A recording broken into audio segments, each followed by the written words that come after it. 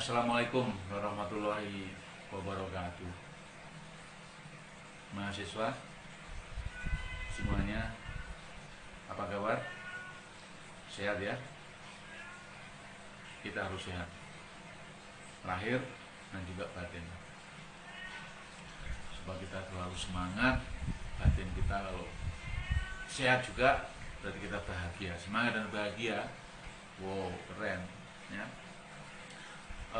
Baik, dalam masa pandemi kuliah kita pakai daring dan kita ketemu di IDU channel ya, channel buat kita.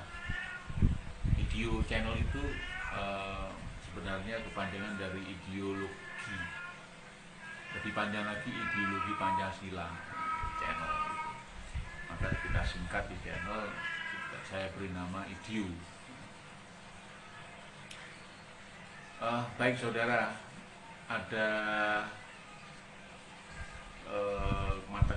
materi hari ini, pertemuan yang ke-8 ya. 8 karena pertemuan ke-7 adalah UTS, ke-8 adalah hukum dan hak asasi manusia. Nanti sampai akhir di pertemuan yang ke-14 di UAS ya, ujian akhir semester. Berarti kita ada pertemuan kuliah, ada materi itu ke-8, ke-9, 10, 11, 12, sama 13.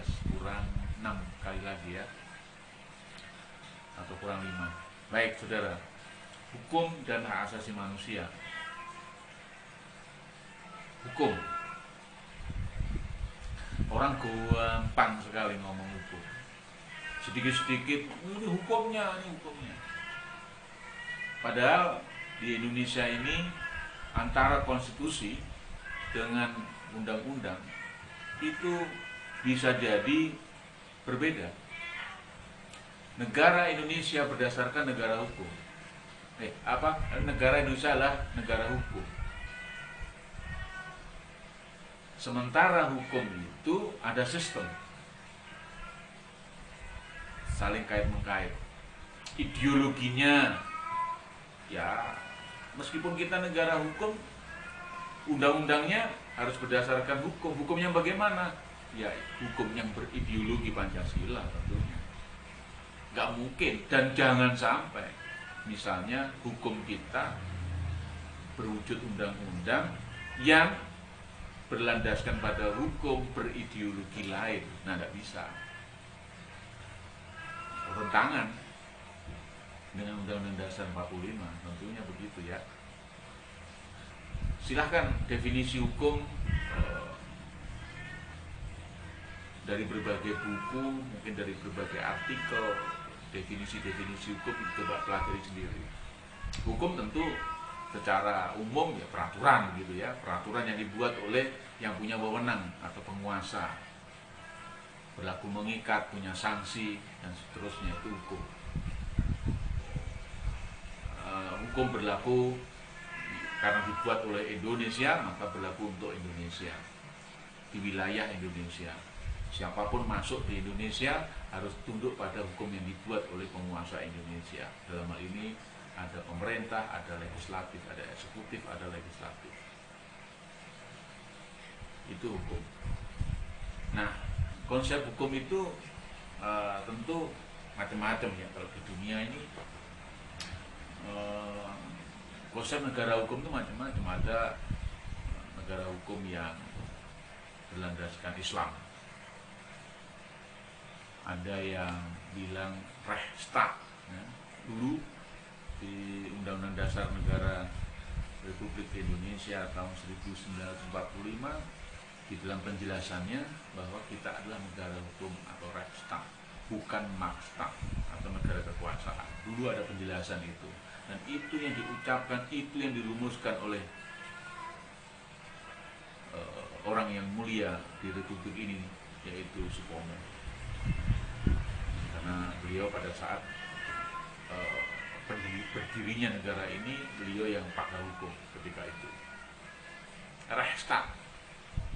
Kemudian dari konsep konsep yang dari negeri-negeri liberal. Ya, dia punya konsep namanya rule of law. Nah, tetapi ada yang menyamakan bahwa rule of law ini disamakan dengan rule by law. Nah, beda lagi ya. Itu rule of law negara hukum.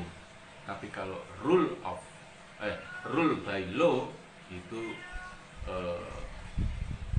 rule-nya, aturannya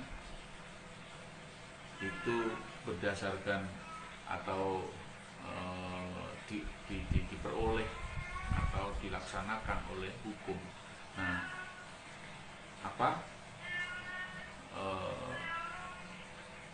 perbedaannya siapapun, dimanapun, kalau rule of law ya hukum itu berkeadilan atau hukum itu apa adanya, seperti itu hukumnya yang berlaku. Tapi kalau rule by law, aturan main ini bisa diorder-order. Maka ada istilah kriminalisasi. Nah, kalau kriminalisasi berarti rule by law. Ini supaya kalian tahu. Nah, yang kita inginkan ya aturan main hukum ini ya sesuai apa adanya hukum yang berkeadilan. Ada hukum yang dibuat, ada hukum yang diterapkan, bila nyerempet, melukai sedikit saja keadilan, maka dia harus tidak berlaku. Apalagi hukum itu kan ada, sistem hukum itu ada 3 syarat ya. Ada 1 harus memenuhi yang disebut normatifnya, substansinya, bunyinya ya. Kemudian yang kedua adalah sumber daya manusianya atau penegak hukumnya atau lembaga-lembaganya. Yang ketiga adalah budayanya atau peralatannya, sarana prasarana ada di sini. Substansi hukumnya bagus, tapi pelaksana hukumnya misalnya buruk, ditambah lagi diperparah budaya hukumnya juga busuk misalnya, wah ya sudah, berarti Anda berada, kalau demikian maka Anda semua berada di negeri yang dolim atau negeri yang tidak adil. Sudah pasti itu. Meskipun karena norma dibuat dengan bantah-bantahan, dengan perdebatan sehingga menghasilkan bunyi atau norma yang bagus, yang mulia, tapi ternyata dilaksanakan dengan cara yang busuk, buruk, budayanya busuk atau buruk, ya sudah, hancurlah hukum itu. Kalau normanya, substansinya bagus, penegak hukumnya bagus, tapi kita sebagai masyarakat memiliki budaya yang buruk, sarana prasarananya juga tidak lengkap, ya bagaimana bisa bagus? Maka ketiga-tiganya ini harus tercukupi. Kemudian konsep negara hukum yang lain ada socialist legality. Ya. Maksudnya socialist legality itu ya konsep hukum yang diterapkan oleh negara-negara sosialis. Ya.